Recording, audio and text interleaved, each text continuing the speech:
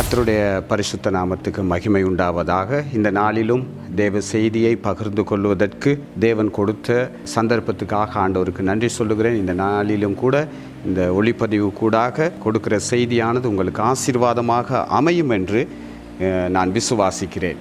நாங்கள் கர்த்தருடைய வார்த்தைக்காக நாங்கள் கடந்து போவோம். நாங்கள் இந்த நேரத்தில் வேதத்திலே மத்தேயு 26ஆம் அதிகாரத்தில் 69ஆம் வசனம் 70, 71, 72 இதை நாங்கள் வாசிப்போம். அத்தருணத்தில் பேதுரு வெளியே வந்து அரமனை முற்றத்தில் உட்கார்ந்திருந்தான். அப்பொழுது வேலைக்காரி ஒருத்தி அவனிடத்தில் வந்து, நீயும் கலிலேயாகிய இயேசுவோடு கூட இருந்தாய் என்றார். அதற்கு அவன், நீ சொல்லுகிறது எனக்கு தெரியாது என்று எல்லாருக்கும் முன்பாக மறுதலித்தான்.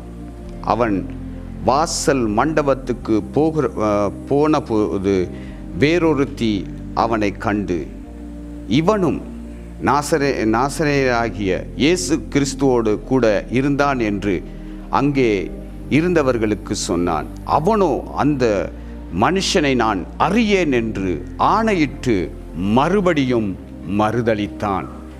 இந்த இடத்திலே நாங்கள் பார்க்கிற பொழுது வேதத்திலே எனக்கு ஒரு சத்தம் கேட்டது, துரோகம் துரோகம் என்று. இந்த இடத்துல பேதுரு அதாவது இயேசுவை அறிந்திருந்தும் கூட அவரை எனக்கு தெரியாது என்று இந்த இடத்திலே சத்தியம் பண்ணினதை நாங்கள் பார்க்கிறோம். அப்போ இந்த வேதத்திலே இந்த பகுதியிலே நாங்கள் பார்க்கிற பொழுது இந்த துரோகம் என்பது அது ஒரு பாவம். அது தேவனிடமிருந்து எங்களை பிரிக்கிறது. அவருடைய அன்பிலிருந்து, அவருடைய உறவிலிருந்து. அதே போல நாங்கள் சிருஷ்டி கர்த்தருக்கு விரோதமாக நாங்கள் பாவம் செய்யும் பொழுது அவருக்கு நாங்கள் எதிராக நிற்கிறோம். இந்த வேத பகுதியிலே 26ஆம் அதிகாரத்தில் முழுக்க நாங்கள் வாசிக்கிற பொழுது அது கெத்சமனி தோட்டத்திலே அவருக்கு நடந்ததான அந்த தீர்க்க தரிசனம் முடிவுக்கு வருகிறதை நாங்கள் பார்க்கிறோம். இந்த இயேசு கிறிஸ்து அவமானப்பட்டதையும், அவருக்கு பல குற்றச்சாட்டுகள், அவருடைய முகத்திலே துப்பினார்கள், குட்டினார்கள், கன்னத்திலே அறைந்தார்கள். அப்படியான சம்பவத்திலே யூதாஸ் காட்டி கொடுக்கிறான். பேதுரு இயேசுவை மறுதலிக்கிறான். 3 தடவை இயேசு சொன்னது போல மறுதலிக்கிறதை நாங்கள் பார்க்கிறோம். அப்போ ஒரு விஷயத்தை தெரிந்து செய்வது என்பது அது உண்மையிலே ஒரு துரோகம். எங்களுக்கு அது தெரியும். நாங்கள் அறிந்து செய்யும் பொழுது அது துரோகமாயிருக்கிறது. உதாரணமாக காயின் ஆபேலுடைய சம்பவத்திலே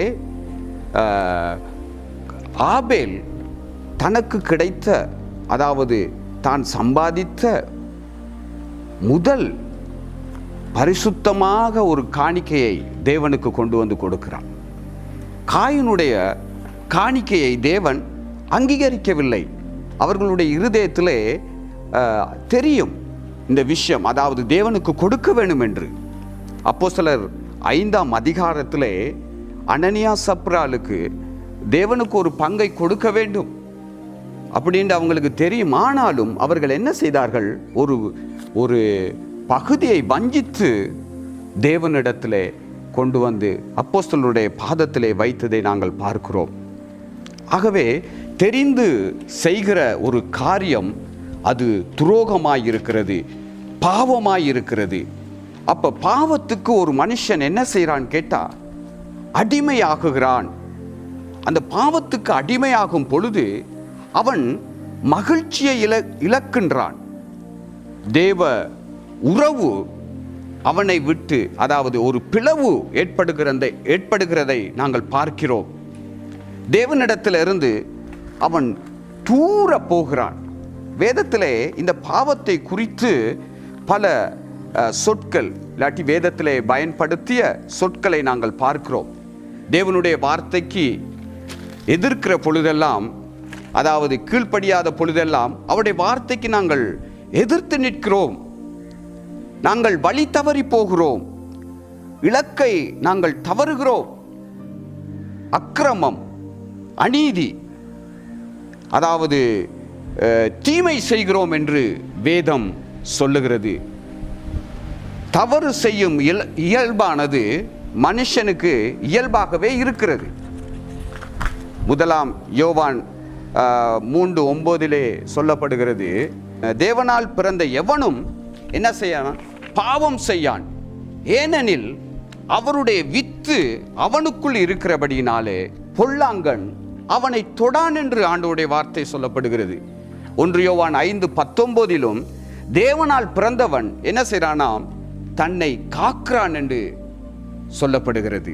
ஆகவே இந்த பேதுருடைய சம்பவத்தில் நாங்கள் பார்க்கும் பொழுது, அவன் இயேசுவை அவ்வளவாய் அறிந்திருந்தாலும் கூட அவன் இயேசுவை அறியவில்லை என்று, அவரை எனக்கு தெரியாது என்று அவன் மறுதலித்தான், துரோகம் பண்ணினான். இன்றைக்கு நாங்கள் பார்க்கிற பொழுது கணவன் மனைவிக்கு துரோகம், மனைவி கணவனுக்கு துரோகம், பிள்ளைகள் பெற்றோர்களுக்கு துரோகம் பண்ணுகிறார்கள். ஆகவே ஆண்டவருடைய கட்டளை மீறும் பொழுதெல்லாம் எங்களுடைய உறவு, அவரோடு இருக்கிற ஐக்கியம் துண்டிக்கப்படுகிறதாக இருக்கிறது. நீதிமொழிகள் புத்தகத்திலே சொல்லப்படுகிறது, நன்மை செய்யும்படிக்கு உனக்கு திராணி இருக்கும் போது அதை செய்ய தக்கவர்களுக்கு செய்யாமல் இராதே.